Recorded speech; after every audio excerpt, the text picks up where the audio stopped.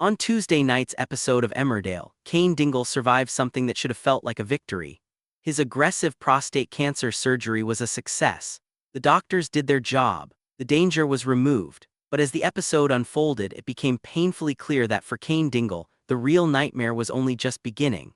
When Moira Dingle arrived at the hospital, Cain had just been told he might be discharged by the end of the day if he could walk. It sounded hopeful, promising, almost like normal life was within reach again. But the moment Moira stepped out of the room, Cain's focus shifted to something he hadn't prepared himself for: the catheter. He asked to speak to the doctor alone, and what she told him changed everything. He wouldn't just be going home recovering, he'd be going home with the catheter for at least 2 weeks, and even after it was removed, there was a strong chance he'd face temporary incontinence.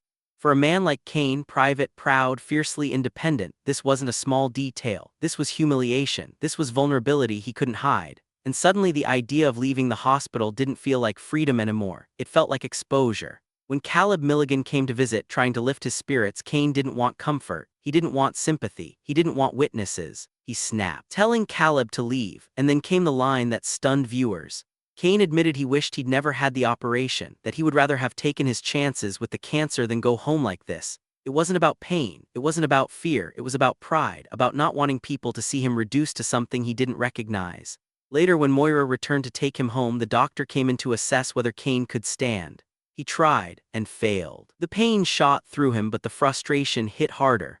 Moira gently asked him to try again, and Cain snapped at her, not because he was angry at her, but because he was angry at himself. He couldn't do it. And just like that, the man who has survived fights, prison, loss, and cancer couldn't take a few steps out of a hospital bed.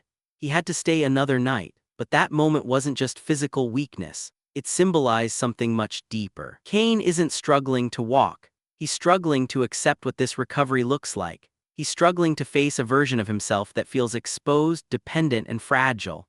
For someone whose identity has always been built on strength and control, this might be the hardest battle he's ever faced. Because cancer was the enemy he could fight. This is something he has to live with.